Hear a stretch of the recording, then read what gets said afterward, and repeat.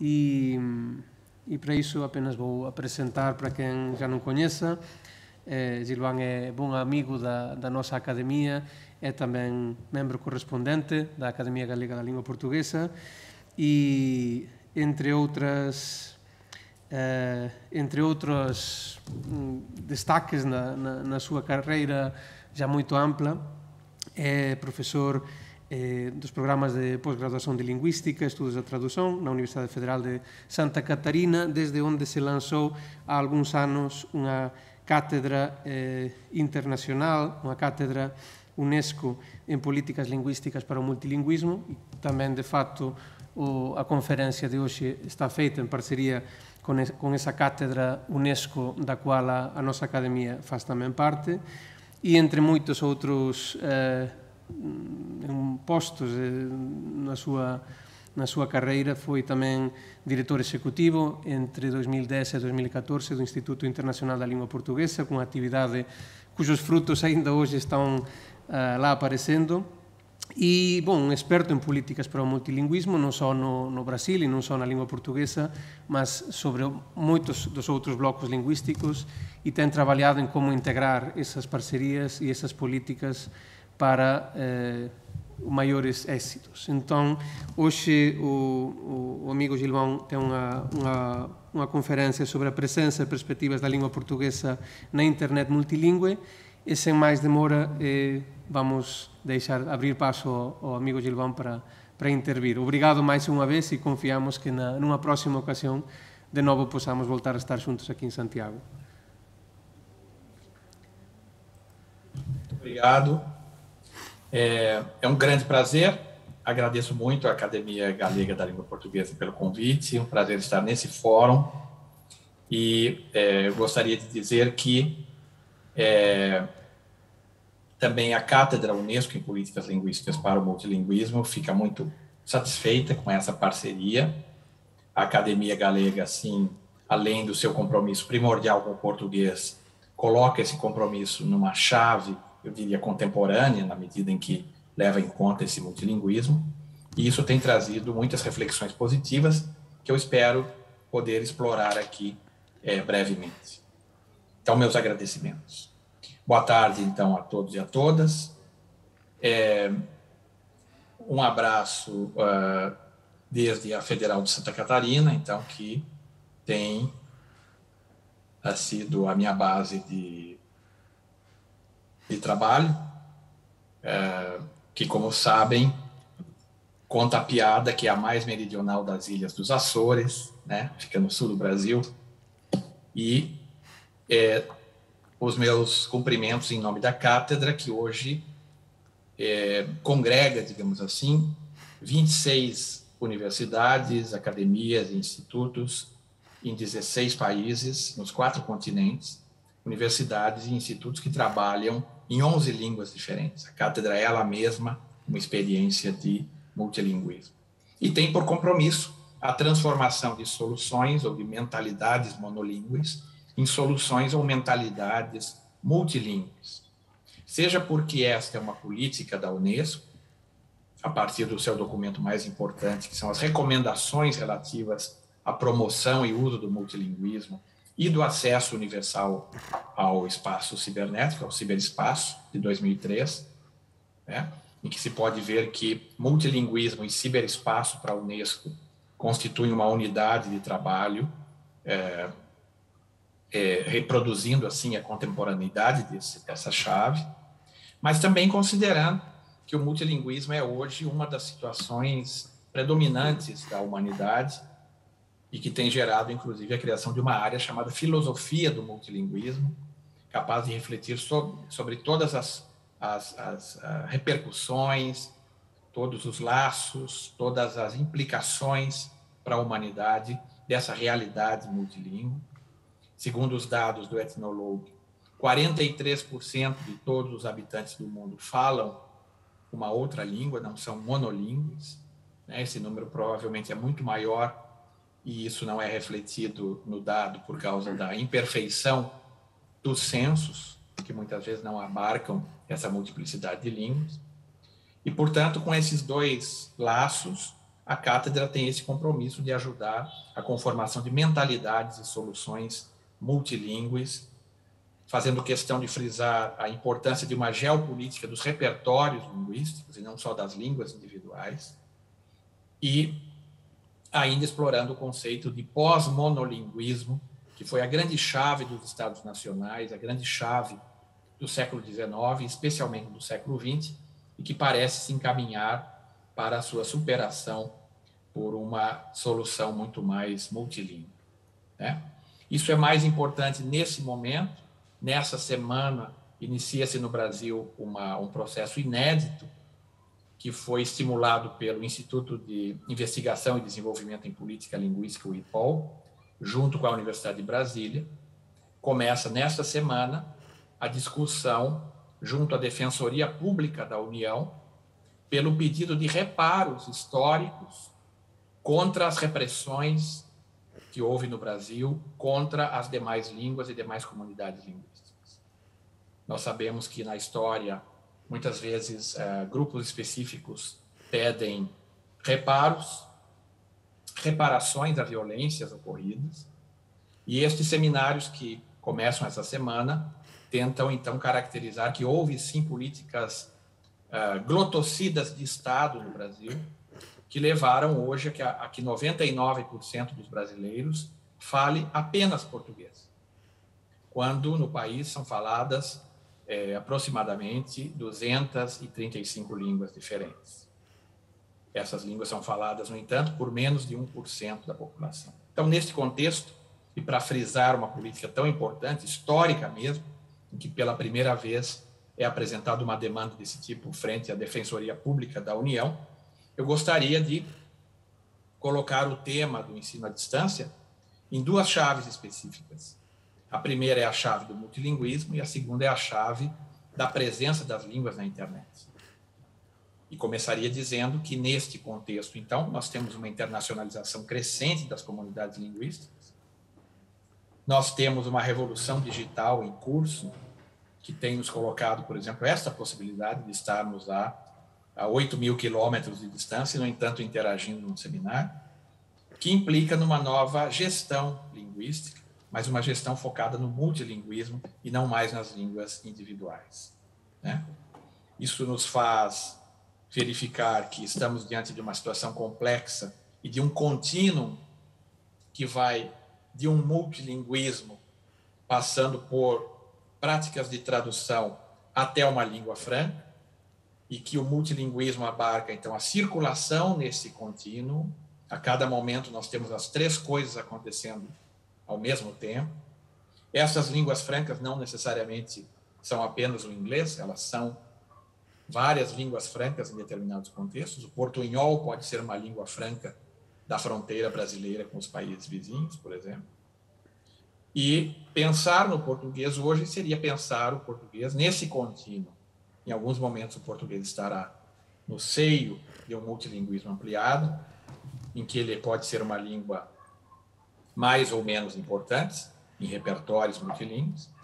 O português estará continuamente sujeito a políticas e a práticas tradutórias e estará, ora sim, ora confrontado com outras línguas francas que ocupam lugar na nossa vida, nos estados, na educação e na internet.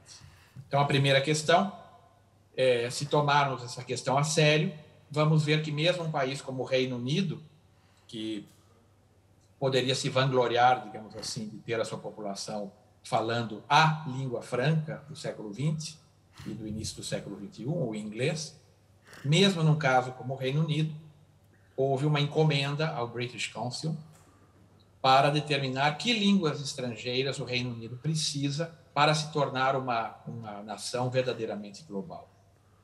E o British Council elaborou um belo documento que está disponível na internet e que, a partir de 11 critérios econômicos, sociológicos, políticos, diplomáticos, etc., chega às seguintes conclusões.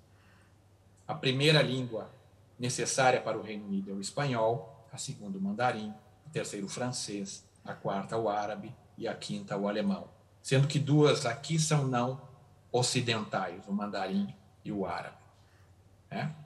Isso mostra que, a despeito da propaganda que se faz sobre a suficiência do monolinguismo em inglês como solução de comunicação no século XXI, o próprio país falante de inglês, o Reino Unido, considera, ao contrário, que perderão muitas oportunidades se forem apenas monolíngues em inglês, como ocorre hoje majoritariamente. Como é que o ensino, então, à distância, se relaciona com esses fatores? E logo em seguida eu passo a considerações sobre a internet, também na chave de pensar o ensino à distância, que é o tema desse seminário. Então, em primeiro lugar, estamos aqui diante de uma pergunta, né? Quando falamos em ensino à distância, usamos suficientemente as capacidades do português como língua pluricêntrica, que já foi repetido pelos colegas aqui? Usamos devidamente estas capacidades para que possamos estar onde o português está? Eu dou um exemplo. Eu trabalho num departamento de língua portuguesa com 47 doutores em português, e na China há, nesse momento, 54 licenciaturas em língua portuguesa. Essas licenciaturas em língua portuguesa da China têm, majoritariamente, poucos professores, né? Porque o português é uma língua menor no quadro de línguas estrangeiras chinesas e porque o número de quadros disponíveis é pequeno. Nós poderíamos tranquilamente oferecer disciplinas em português que os alunos dessas 54 universidades chinesas poderiam frequentar. Especialmente, se quisermos ainda acrescentar um tópico, é porque o Brasil é um dos 22 países no mundo apenas que tem ensino superior totalmente gratuito. Então, esse trabalho poderia ser feito com o ensino remoto, ajudando a formar docentes, tradutores, intérpretes e profissionais da língua portuguesa na China. No entanto, não temos nenhuma experiência deste tipo. Isso para dizer que nós poderíamos estar onde a língua portuguesa está e não estamos. Em segundo lugar, poderíamos estar também em muitos outros lugares onde repertórios multilingües nos levassem. E aqui eu cito um exemplo que tive o prazer de conduzir há um semestre atrás, que foi um curso de pós-graduação chamado Multilinguismo e Tradução. Eu trago esse curso apenas como um exemplo ilustrativo para aquilo que nós estamos tematizando. Este curso de pós-graduação, no programa de estudos da tradução, tinha 9 alunos presenciais. Ele foi, então, por conta da pandemia, por conta dos novos dispositivos, foi oferecido totalmente numa plataforma Moodle e as aulas síncronas através de uma plataforma Zoom. Quando isso aconteceu com um mínimo de publicidade, o número de alunos passou de 9 para 102. E este curso foi organizado no âmbito da Cátedra Unesco. Então, convidamos 14 professores de 9 países e demos ao professor a liberdade que ele usasse uma das seguintes 4 línguas como línguas de ensino: português, espanhol, francês ou inglês. Tivemos professores do Brasil, Espanha, Índia, China, Indonésia, França, México, Rússia e África do Sul. E acabamos desenvolvendo um rótulo para esse tipo de disciplina OMIP, uma disciplina online, multilingüe, multidisciplinar, interinstitucional e, para usar uma velha palavra, pluricontinental, né? Esta disciplina, então, contou com alunos de 11 países, 51% do Brasil, onde está a universidade, e 50% praticamente, 49% de outros países, e nos surpreendeu que a Índia fosse o segundo país em número de alunos. Isso implica não só a intersensibilidade para colocar os eventos em fusos horários adequados, mas também para desenvolver estratégias comunicativas com este corpo discente de diferentes países. Este corpo discente, então, foi falante de 23 línguas diferentes, com um multilinguismo que estudamos no posto da disciplina com a seguinte configuração: 70% dos alunos falavam português, 70% falavam inglês, 50% falava espanhol, 20% falava francês. Vejam que a estatística do multilinguismo sempre é superior a 100%, né? Porque as pessoas compartilham e falam mais de uma língua. De 5 a 10% falavam hindi, russo, indonésio ou árabe, e menos de 3%, uma multiplicidade de outras línguas. Apenas 5,5% dos estudantes eram falantes de português, espanhol, francês e inglês ao mesmo tempo, a despeito de ser uma disciplina oferecida, sobretudo, para tradutores. Muito bem. Esta disciplina, então, este modelo disciplinar, implica que estas 4 línguas assumiram o caráter de línguas francas, isto é, de um multilinguismo franco. Além disso, havia presente um multilinguismo não institucionalizado como língua de ensino, mas que deixava as suas marcas nessas 23 línguas faladas pelos alunos. E, neste modelo ainda, havia pílulas de tradução. Pílulas de tradução porque, ora, o PowerPoint era numa língua, ora em outra, ora em duas, porque o chat do Zoom era usado para pequenos resumos em outras línguas, para ajudar os alunos que não falavam algumas das línguas em utilização. E, sobretudo, a normalização do fato de que, num ambiente multilingüe, nós não entendemos todas as línguas.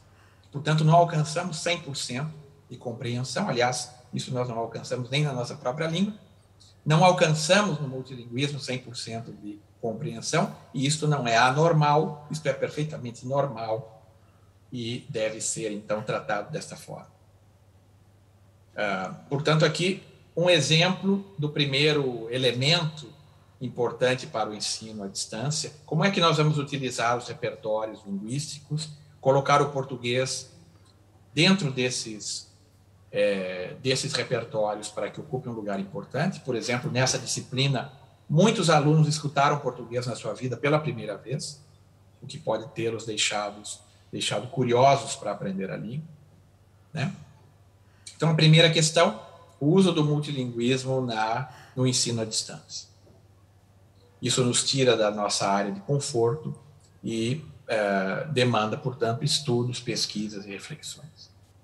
A segunda questão é, como é que nós vamos falar de ensino à distância com, digamos, as taxas de conectividade, os usos de internet, os graus de letramento digital que nós temos com a nossa população? De que maneira, claro, o ensino à distância é muito dependente dessa estrutura da internet e, portanto, vale a pena estudar como é que a língua portuguesa está representada na internet e quais são as opções estratégicas que nós podemos ter. Eu apresento aqui, então, rapidamente, um projeto que acabou de acabar no âmbito do Instituto Internacional da Língua Portuguesa, com financiamento do Departamento Cultural e Educacional do Itamaraty, e que foi justamente coordenado pela nossa cátedra UNESCO e realizado pelo Observatório da Diversidade Linguística e Cultural na Internet, do Dr. Daniel Pimenta, que se situa na República Dominicana e que foi exatamente a última instituição que entrou na nossa cátedra, ainda este ano. Muito bem. Vamos verificar, então, como é que esse modelo funciona, um modelo totalmente novo, um modelo inovador para detectar o funcionamento multilingüe da internet, num momento muito interessante em que cresce o interesse pela observação das línguas na internet, mas que decresce a possibilidade metodológica de dar respostas exatas, ou mais ou menos exatas, sobre o que acontece neste multilinguismo. Então, o Dr. Daniel Pimenta, a partir de impulsos também do Dr. Daniel Prado, da Argentina, desenvolveu um novo método a partir de 2017, que trabalha com um conjunto de macroindicadores e que relaciona esses macroindicadores com as línguas. E, para que isso possa acontecer, é necessário, então, uma transformação de dados por país, dados demográficos, dados do número de falantes, em dados de conectividade para a internet, né? Como funciona o conceito? Então, em primeiro lugar, usar tantos microindicadores quanto possíveis para trazer uma aproximação sobre o espaço das línguas. Nós sabemos que a internet é um espaço gigantesco e cada vez mais importante nesse sentido. É mais vasto a cada dia que passa e mais difícil é aferir, então, que línguas são usadas na internet.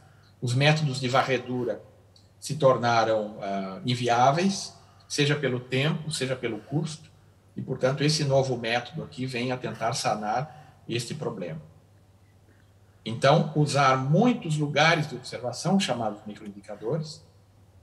Em segundo, transformar dados linguísticos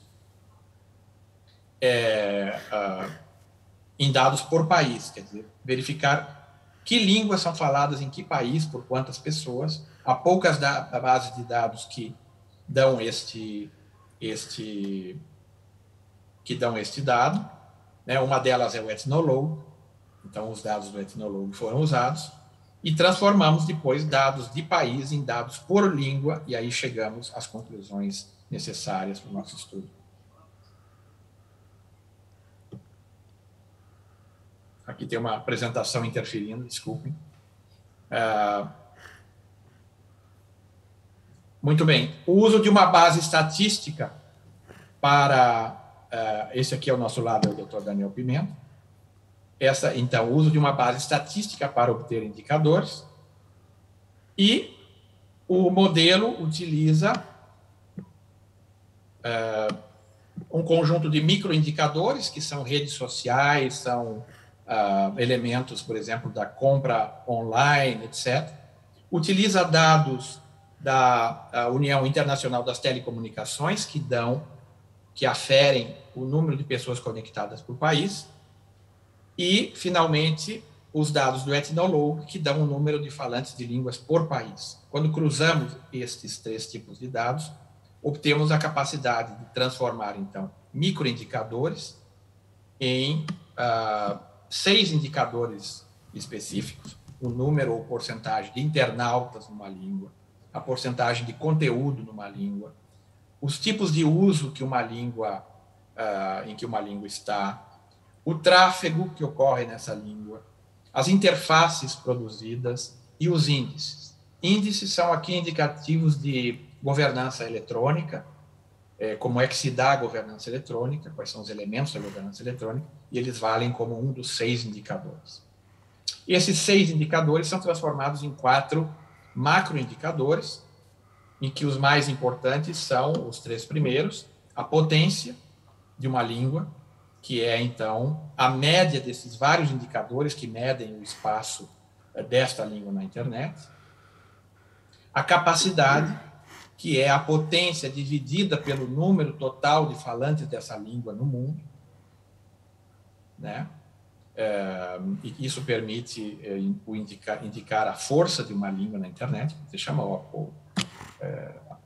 e o gradiente, que é a razão da potência pela porcentagem de falantes L1 e L2 conectados de uma língua.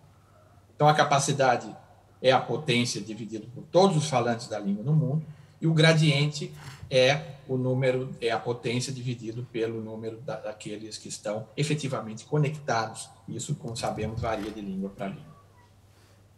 É muito interessante, por exemplo, e o Dr. Daniel Pimenta sempre reflete este dado, que a internet tem se tornado a cada dia mais e mais multilíngue. Nós vemos nesse momento uma explosão de crescimento das línguas asiáticas, um crescimento exponencial do árabe, por exemplo. Embora isso aconteça, a mídia continua falando, muitas vezes, que o inglês é a língua da internet, ou que o inglês domina a internet, né? Então, o Dr. Daniel Pimenta produziu aqui um gráfico que mostra o lugar do inglês na internet desde 1998, nesta linha azul. Então, mostra que, à medida que cresce o número de outras línguas na internet e o número de utilizadores de outras línguas na internet, decresce sintomaticamente a presença do inglês. No entanto, ele mostra que durante muitos anos, até praticamente 2009, a mídia sempre referia que o inglês ocupava 80% da internet. A mídia não tinha elementos ou não queria refletir este decréscimo relativo. Então, um dos estudos do Observatório da Diversidade Linguística chegou às mãos da Unesco. A Unesco publicou um importante relatório sobre isso, mostrando que em 2009 o inglês já estava por volta de 55% da internet, e a partir daí a mídia se adequou a esse segundo patamar, e esse segundo patamar de 50% vem sendo relatado pela mídia até hoje, embora o inglês continue o seu decréscimo em função do crescimento relativo das demais comunidades linguísticas na internet, né? Então, se olhamos para essa saída bruta, porque depois há enviesamentos que precisam ser filtrados, vamos ver que o português tem 3,1% dos internautas, ou que está com 2,5% da população mundial, quer dizer, que tem 2,5% da população mundial, que a taxa média de conexão é de 67%, que tem uma potência de 3,35%, uma capacidade de 1,35% e um gradiente de 1,10%. 1,10%, já vamos ver o que isso significa. Quando olhamos mais de perto, vamos ver que o português está presente não em 9 países, mas o português está presente em 44 países. E isso se reflete na internet, obviamente, mas ao contrário do que o dado pode apresentar, isto é, a multiplicidade desses 44 países, os indicativos mostram que 90% da internet está concentrada em um único país, da internet em português. 90,2% da internet em português está concentrado apenas no Brasil.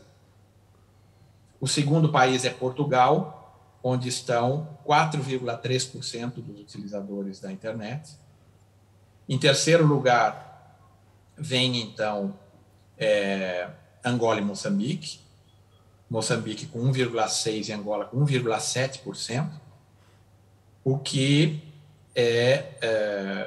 implica que, depois desses países, os países com mais utilizadores são Estados Unidos e França, né? E não os demais países da CPLP. Então, aqui nós podemos ter uma noção de qual é o grau de internacionalidade da internet em português.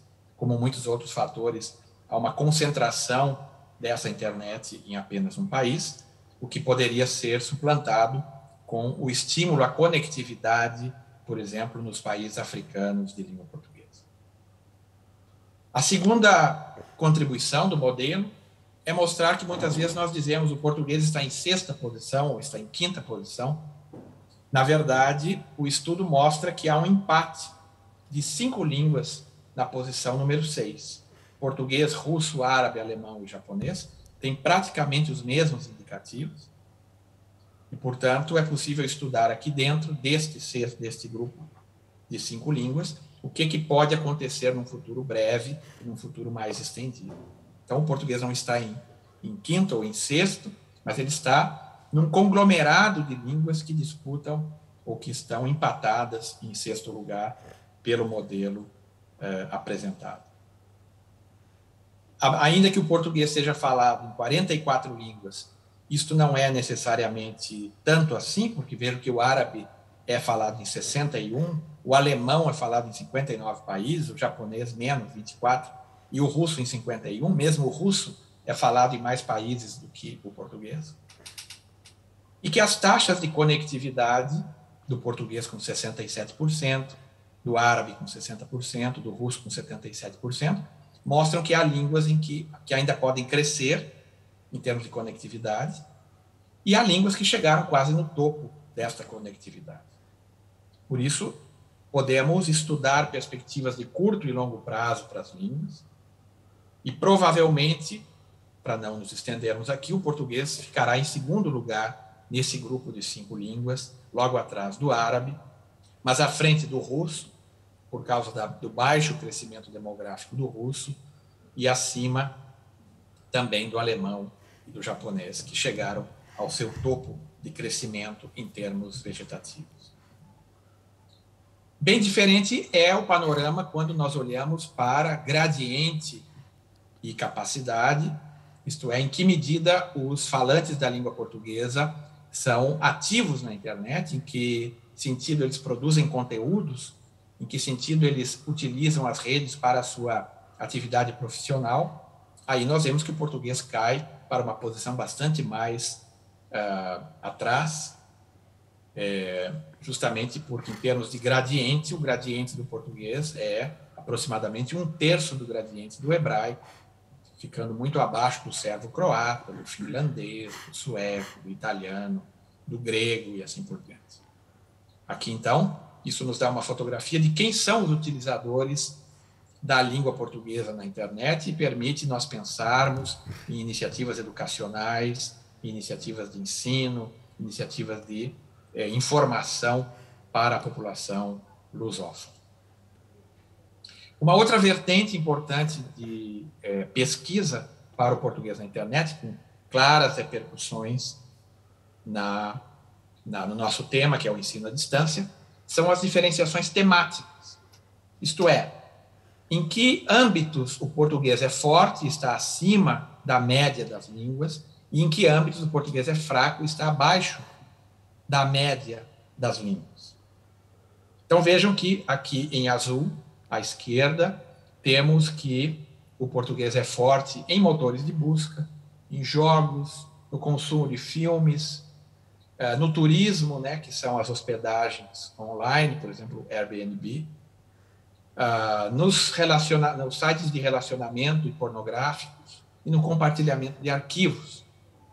E ainda, o português é forte na produção e consumo de ciência e tecnologia e na pesquisa, o que é uma excelente notícia. Depois, o português será bastante pouco representado, por exemplo, nos MOOCs, lá embaixo, em amarelo, isto é, nos cursos à distância massivos online. O português é muito pouco representado, como também é pouco representado nas redes sociais profissionais, nos sites de pergunta-resposta, no comércio eletrônico, né? Então, aqui nos permite diferenciar o uso do português na internet para o lazer e o uso do português na internet como vertente profissional. Sabendo que quanto mais produtiva uma comunidade, e quanto mais uma comunidade utiliza a internet para fins profissionais, mais lucrativa a internet é para os países que falam esta língua. Porque, claro, qualquer comunidade linguística pode ser superavitária na internet e pode ser deficitária na internet. Né? Funciona exatamente como as contas de um país. Os falantes de língua portuguesa na internet são consumidores de conteúdos produzidos por outros, ou os falantes de língua portuguesa na internet são produtores de conteúdos que são consumidos por outros em português ou traduzidos para outras línguas, e, portanto, isso gera um ganho econômico, cultural, diplomático e geopolítico para a comunidade linguística do português. Este tipo de estudo nos permite visualizar com mais detalhe e fazer um planejamento estratégico da área, colocando o ensino à distância como uma grande prioridade. Concluindo este estudo, então, o português situa-se num grupo de 5 línguas empatadas na 6ª posição. A demografia pode, a longo prazo, colocar o português na posição 7, logo abaixo do árabe. Os falantes de português talvez sejam mais consumidores do que produtores, com isso perdem em recursos exportados, perdem em participação como agentes de criação e divulgação de conteúdos e assim por diante. Portanto, aqui há muito espaço para melhorar a capacidade dos falantes de português na internet. A taxa de conexão do português é impactada por números muito baixos na África, que precisam ser, então, estimulados. E a importância demográfica do Brasil, com 90% dos conectados, torna-o o local mais sensível para a melhoria da presença do português na internet. A conectividade no Brasil mudando 3 ou 4%, isso tem um impacto grande na presença do português na internet, justamente porque é no Brasil que estão a maioria dos conectados e das produções. Eu terminaria ainda com algumas recomendações que a nossa equipe fez no relatório final. A primeira é que precisamos de uma luta decidida contra a brecha digital. Não é possível que os países africanos, mas também o Brasil, e mesmo dentro da sua categoria OCDE, Portugal, não é possível que os nossos países não tenham taxas mais altas de conexão neste momento, e, portanto, é necessário estimular essa visão de um investimento maciço no crescimento das taxas de conexão. Seria muito interessante, considerando o lugar privilegiado que Cabo Verde ocupa em termos africanos, que Cabo Verde pudesse assumir uma espécie de lugar de transferência de know-how e experiência para o resto do continente. É urgente desenvolver programas de letramento midiático e informacional, talvez em parceria com a Unesco, que tem uma linha de trabalho nesse sentido para a CPLP. É muito importante que o português seja reforçado no seu aspecto de língua estrangeira e língua segunda. É preciso que muito mais pessoas aprendam o português como língua segunda. O que nós vemos é que um impacto fundamental na internet e um impacto fundamental de interesse pelos cursos de uma educação à distância vem dos falantes de português como segunda língua. Línguas que têm muitos falantes não maternos são línguas hoje com um dinamismo importante na internet. Nós precisamos fazer o português ter mais falantes como L2. Precisamos desenvolver ações de sensibilização dirigidas ao corpo profissional diplomático e do governo dos países da CPLP. E, nesse sentido, fico contente que tenha sido aprovado no plano de trabalho do ILP de 2022, também com recurso do Itamaraty, um curso de capacitação para o corpo diplomático, para gestores culturais e demais interessados dos países da CPLP sobre a geopolítica das línguas na internet, um curso de 15 horas aula, informando sobre todos os critérios importantes desta área, para que tenham consciência das oportunidades de atuação nas suas respectivas áreas. E, obviamente, nós precisaríamos buscar associar ao português as línguas indígenas, as línguas nativas, as línguas nacionais, conforme cada país utiliza o termo, na internet. Porque o que sabemos também é que línguas como o chinês, línguas como o russo, línguas como o francês, mesmo línguas como o holandês, têm ao seu redor uma grande quantidade de comunidades linguísticas com as quais se relacionaram historicamente e para as quais elas servem como línguas de abertura. Assim, para muitas línguas da Ásia Central, o russo é uma grande janela para o mundo, é uma janela para as traduções literárias, científicas, etc. Mas nós não vemos isso acontecendo com o português, porque onde o português entrou, as línguas nacionais ou indígenas ou nativas ou foram destruídas ou não tiveram oportunidade de se desenvolver. No século XXI, nós precisamos estabelecer cada vez mais comunidades linguísticas e repertórios linguísticos e sai ganhando a língua que tem capacidade de aglutinar ao seu redor uma comunidade ampla de um repertório linguístico complexo. Termino com esta tábua sobre força, fraqueza, oportunidades e ameaças, já ditas aqui, que eu não vou repetir, e concluo dizendo, então, que o ensino à distância teve, nesse momento de pandemia, um grande empurrão para a frente, um grande salto para a frente. As 70 universidades federais brasileiras, por exemplo, quase 100 universidades públicas, entre federais e estaduais, quase 150 institutos federais de educação, e as universidades privadas, que têm 75% dos estudantes brasileiros, tiveram que se adaptar rapidamente ao ensino à distância, ou eu diria ao ensino remoto, que não é exatamente o ensino à distância, porque é um ensino mais flexível, com mais experimentalismo, com mais opções de combinação entre o síncrono e o assíncrono.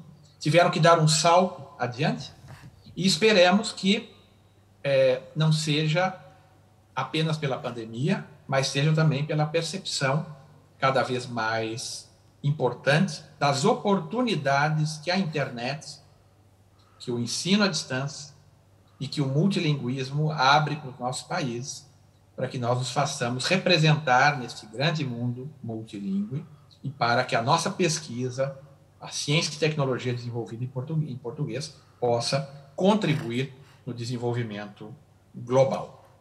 Muito obrigado. Obrigado, Gilvan. Nós que agradecemos a excelente intervenção. Bom, não sei se há alguma pergunta entre o público. Eu tinha uma questão que queria apresentar, mas vai ser já a terceira vez que faço. E era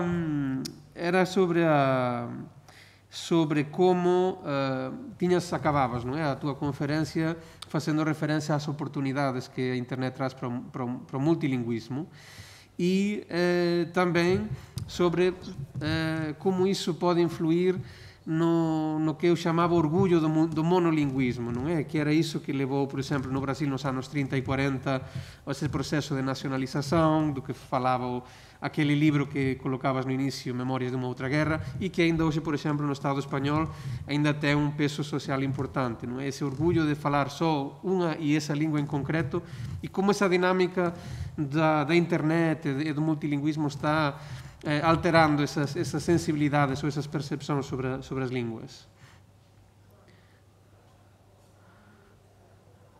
Sim, sem dúvida.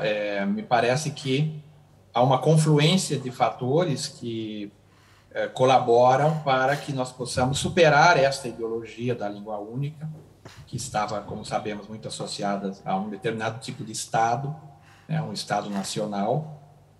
Estados como a Argentina ou o Brasil se orgulharam durante muito tempo de terem integrado as comunidades imigrantes, no sentido de ter destruído a base das suas línguas para que elas falassem só português, né? E hoje isto é contraproducente.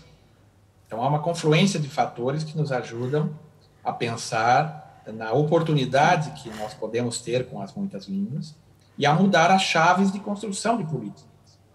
No fundo, se trata de mudar as chaves de construção de políticas para reconhecer, em primeiro lugar, o multilinguismo, para valorizá-lo, em segundo lugar, para financiá-lo, em terceiro lugar, e para obter disso vantagens para o desenvolvimento econômico dos nossos países, dos nossos cidadãos, e para uma melhor interação em vários âmbitos, por exemplo, com os vizinhos, né?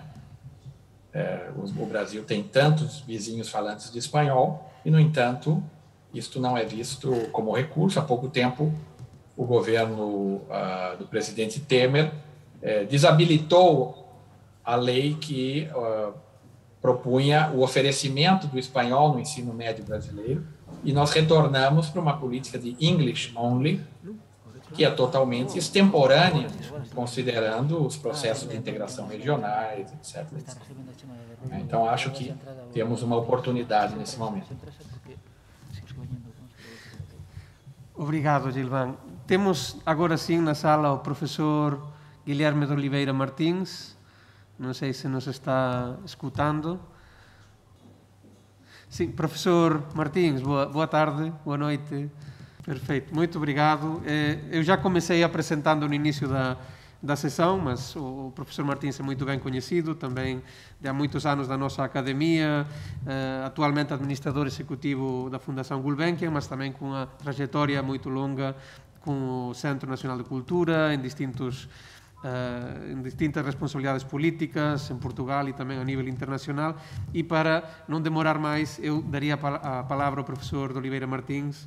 Como estávamos, aliás, a ouvir, o tema é um tema de grande interesse e, simultaneamente, complexidade, uma vez que o mundo global é um mundo onde dialogam várias culturas e onde a comunicação é um dado crucial.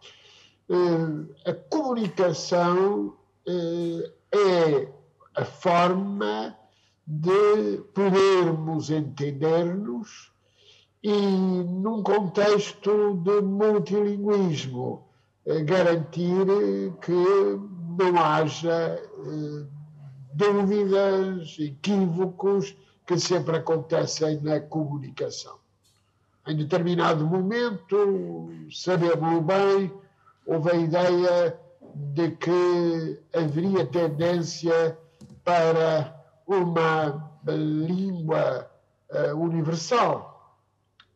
Houve uma língua universal que foi tentada, mas que não prevaleceu, uma língua artificial, o Esperanto.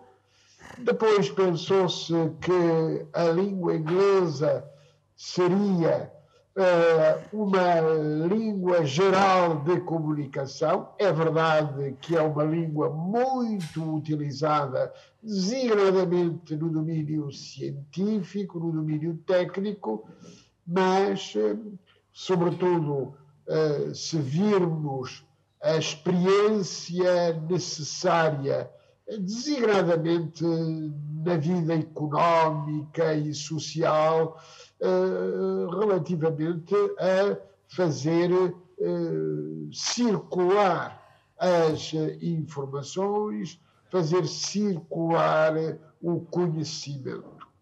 Nesse sentido, o multilinguismo é hoje absolutamente necessário, está na ordem do dia. Ele obriga, antes de mais, a que conheçamos e tenhamos acesso a várias línguas.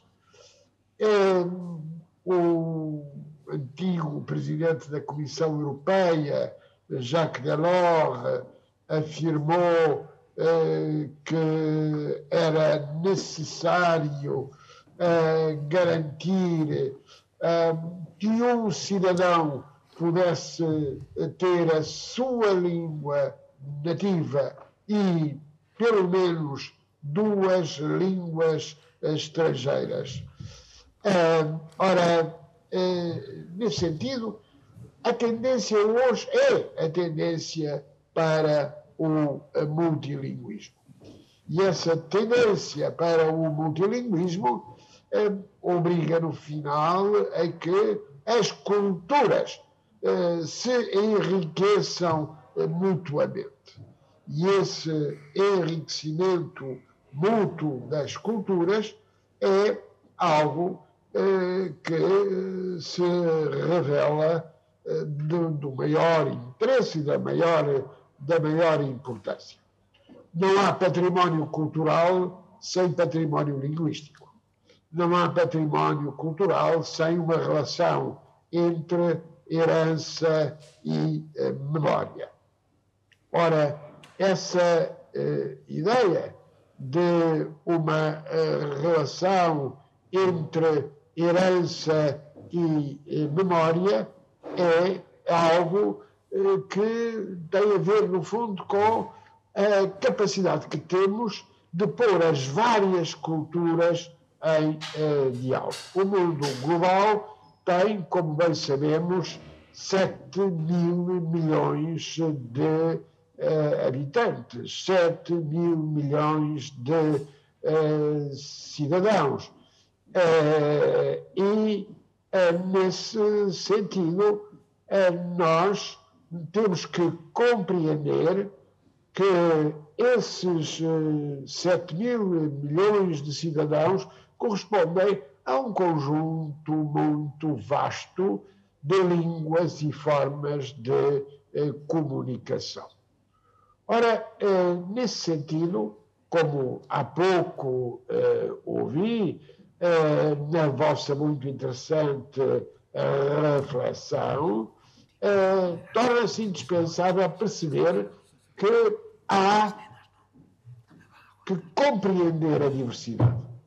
E para compreender a diversidade, nós temos, naturalmente, em primeiro lugar, que defender a língua em que primeiro comunicamos, mas, simultaneamente, uma relação aberta e transparente com as outras línguas. E tudo depende, afinal, da comunicação, a ideia de comunicação.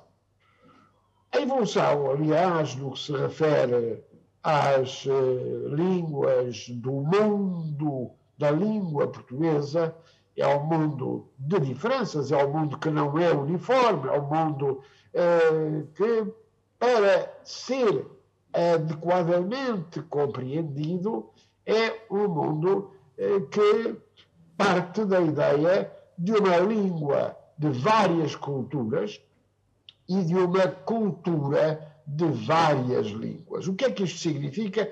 Significa que é uma língua que, por se estender nos diferentes continentes, vai relacionar-se com manifestações diversas da vida cultural, mas, simultaneamente, é uma cultura ou um conjunto de culturas que se comunica com várias línguas. O caso do Brasil é um caso evidente, o caso de África também. São territórios em que, se a língua nacional é a língua portuguesa, a verdade é que há, no mundo das línguas, um conjunto vasto e diversificado de expressões que não podem deixar de ser entendidas. Uma outra questão do multilinguismo tem a ver com o primeiro objetivo mundial definido pela Unesco no que se refere à educação. Educação para todos. Ora, esta educação para todos, nas várias línguas que conhecemos no mundo, obriga a que haja possibilidade desse diálogo interlinguístico. Não apenas aquilo que o antigo presidente da Comissão Europeia, Jacques Delors, dizia, que era a necessidade de um cidadão conhecer a sua língua e, simultaneamente, a ter conhecimento de pelo menos mais 2 línguas estrangeiras, o que lhe permitiria, naturalmente, lidar melhor com o mundo global e com a diversidade. A verdade é que nós temos de entender que há a cultura ligada às diferentes línguas. Lembremos-nos, por exemplo, dos crioulos. Recordemos-nos de um romance fundamental, o primeiro romance que em Cabo Verde foi escrito considerando os contributos do crioulo. Falo naturalmente de Chiquinho, um romance que é, de algum modo, um romance fundador da cultura cabo-verdiana, da autoria de Dom Baltas, uma figura crucial da cultura da língua portuguesa, das culturas da língua portuguesa. Portanto, língua de várias culturas, cultura de várias línguas. Esta questão é extraordinariamente importante. Só há multilinguismo compreensível, multilinguismo rico e fecundo se nós, naturalmente, percebermos que a comunicação é sempre uma comunicação entre culturas diferentes que se exprimem de formas diferentes. Vejamos o caso na Península Ibérica. O galaico-português nasceu fora do território de Portugal, ele nasceu na Galiza, e, no entanto, a evolução foi no sentido da criação de uma língua que depois se projeta globalmente, que é a língua portuguesa, graças à decisão do rei de Portugal, Dom Dinis, que substitui o latim como língua dos tabeliães pelo português como língua comum, e isto foi pioneiro em termos europeus, porque os tabeliães até muito tarde exprimiram-se, escreveram, comunicaram em latim, mas em Portugal foi criada uma língua própria, e essa língua nasce na Galiza, e depois desenvolve-se na parte ocidental da Península Ibérica, projetando-se para todos os continentes. Ora, vê-se, portanto, que a história das línguas é sempre uma história complexa. E, sendo sempre uma história complexa, é uma história não passível de simplificações ou de uniformizações. Não tem isto a ver com qualquer sentido crítico da necessidade de comunicarmos melhor, de nos entendermos melhor. Certamente que isso é importante. Mas, por exemplo, quando falamos na alfabetização em crioulo, justamente em Cabo Verde, nós encontramos uma dificuldade que é a diferença de crioulos de ilha para ilha. O crioulo de São Vicente é diferente do crioulo de São Tiago, etc, etc. Portanto, convém ter nas políticas de língua um grande cuidado para que haja possibilidade de circulação dos cidadãos e um enriquecimento mútuo na prática e na boa utilização das línguas. Já disse, o mundo global tem 7 mil milhões de habitantes. As línguas mais faladas são o mandarim, o hindi, o espanhol, o inglês, o português. São, de facto, línguas que têm, neste mundo global, o maior número de falantes, mas dentro destas línguas, e sobretudo considerando a grande importância do inglês como uma língua de comunicação, uma língua segunda que se contrapõe às línguas nativas. Note-se o que se passa relativamente às línguas da Península Ibérica,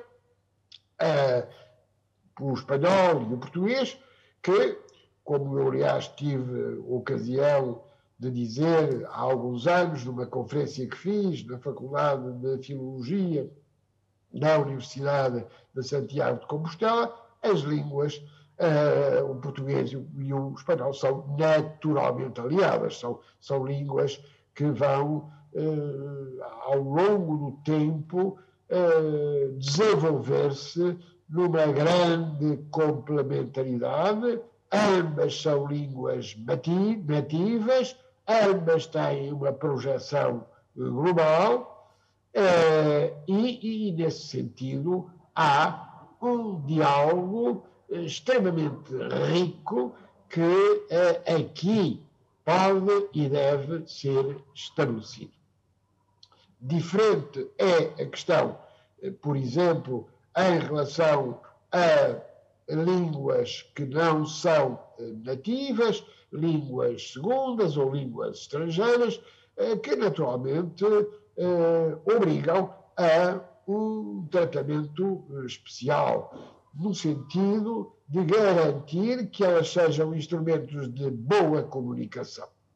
Conto aos meus alunos, muitas vezes, uma pequena história passada na Índia, na República da Índia, há cerca de 20 anos, uma conferência muito interessante, realizada em Nova Delhi, apenas em língua inglesa. No primeiro dia toda a gente se entendeu, no segundo dia igualmente, no terceiro dia apareceu o primeiro conferencista de língua inglesa provindo de uma universidade britânica. Ninguém entendeu o que ele disse. Era o primeiro a falar inglês, não é? O resto tinha falado e tinha-se compreendido em globes. Globes, uma língua global, uma língua simplificada, naturalmente, uma língua segunda, uma língua estrangeira. É importante este fenómeno? É, naturalmente que é muito importante este fenómeno. Mas devemos compreender a diferença entre a riqueza de uma língua nativa e a riqueza de uma língua segunda, ou de uma língua estrangeira, ou uma língua que tem o significado e a importância que levou, aliás, a que eu dissesse que ombreava com o mandarim, com o hindi ou com as duas línguas nativas ibéricas. Estão, portanto, a ver que a grande questão da língua, a grande questão das línguas, é a questão da comunicação.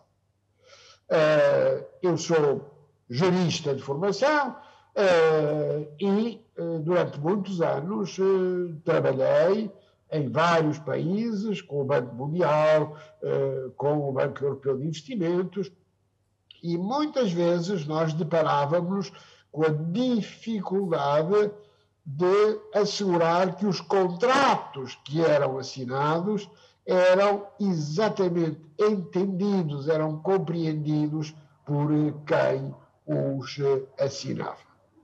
E, como entendem, é indispensável para que a língua seja um fator de comunicação que haja uma compreensão exata dos compromissos que são assumidos. Vejam, portanto, que falar de língua como fator de património cultural, falar de língua como fator de comunicação, é, naturalmente, evitar aquilo que se passava num célebre filme aqui há umas décadas, que se chamava, e todos certamente viram, Lost in Translation. Lost in Translation.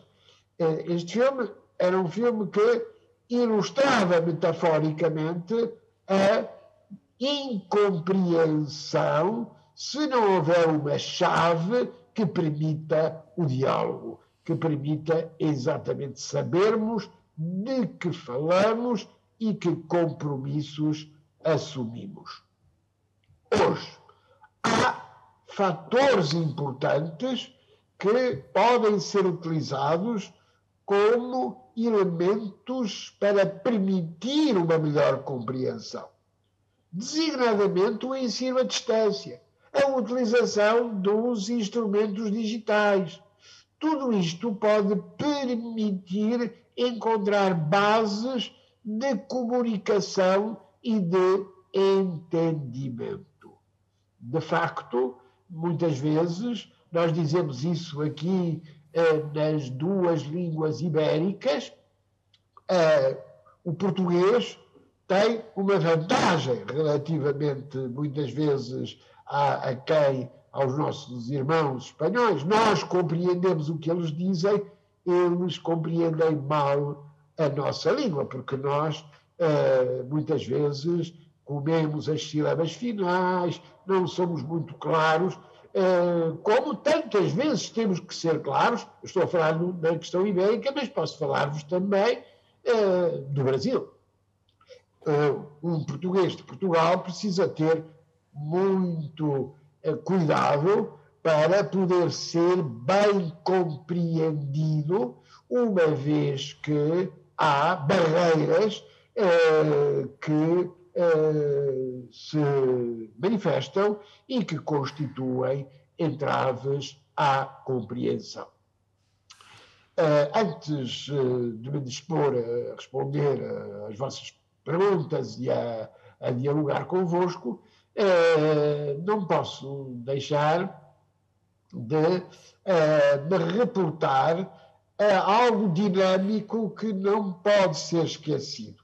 E é o seguinte: no final do século XXI, as línguas ibéricas, as duas línguas ibéricas, serão faladas por mais de 1.000 milhões de falantes.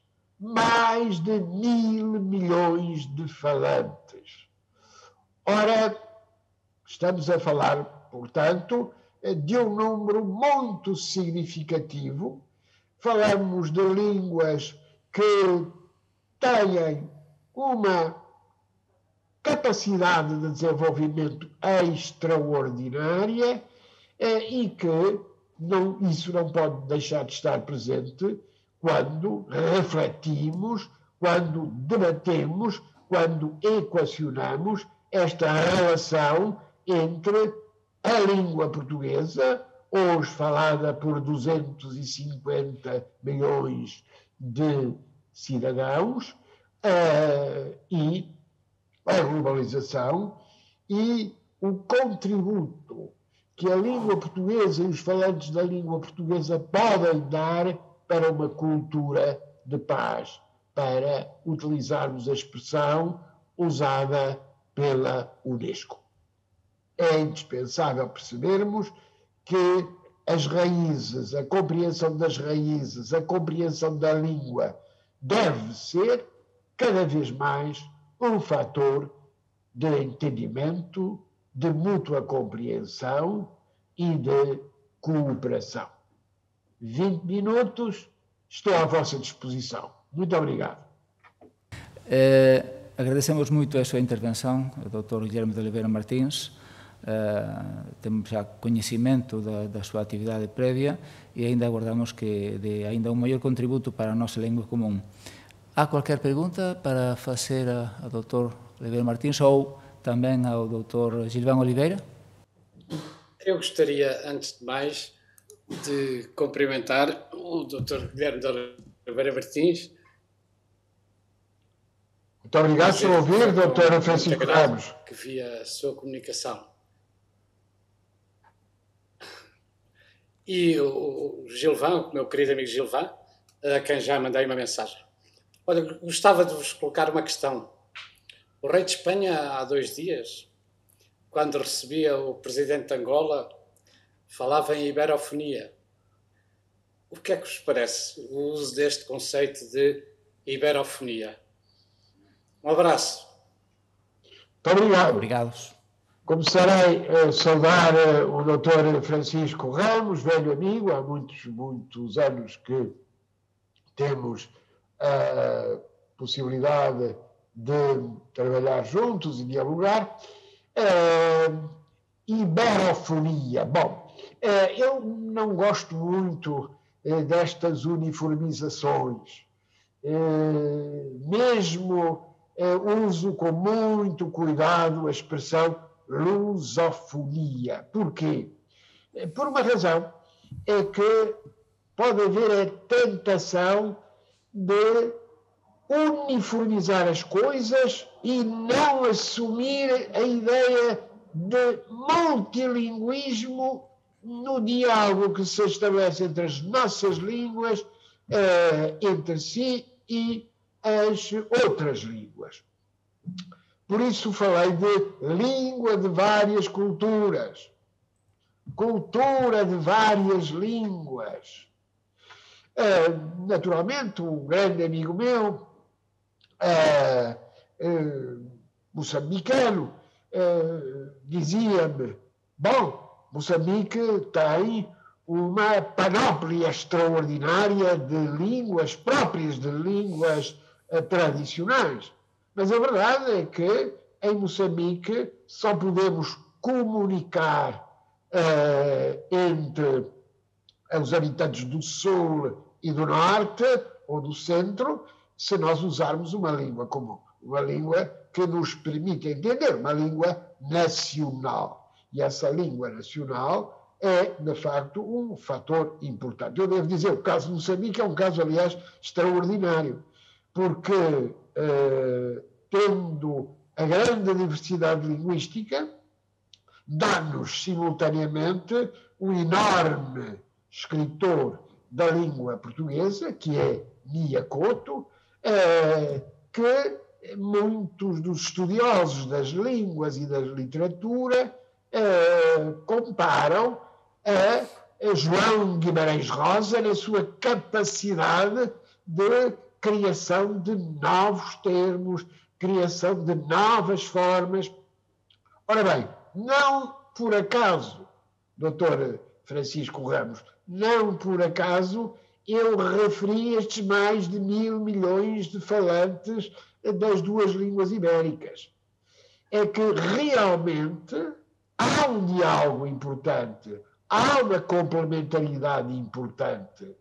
E, nesse sentido, essa iberofonia é uma realidade com a qual também temos que lidar. Mas é uma realidade a partir do enriquecimento das diferenças, a partir do enriquecimento da capacidade de entender estas duas línguas como duas línguas nativas. A projeção do português e do espanhol no mundo é diferente, por exemplo, da projeção do inglês que referíamos há pouco, porque o inglês é sobretudo como língua estrangeira, o tal Globis, enquanto que o maior desenvolvimento das duas línguas ibéricas é o desenvolvimento de línguas nativas. Isto é muito importante na educação por causa da alfabetização.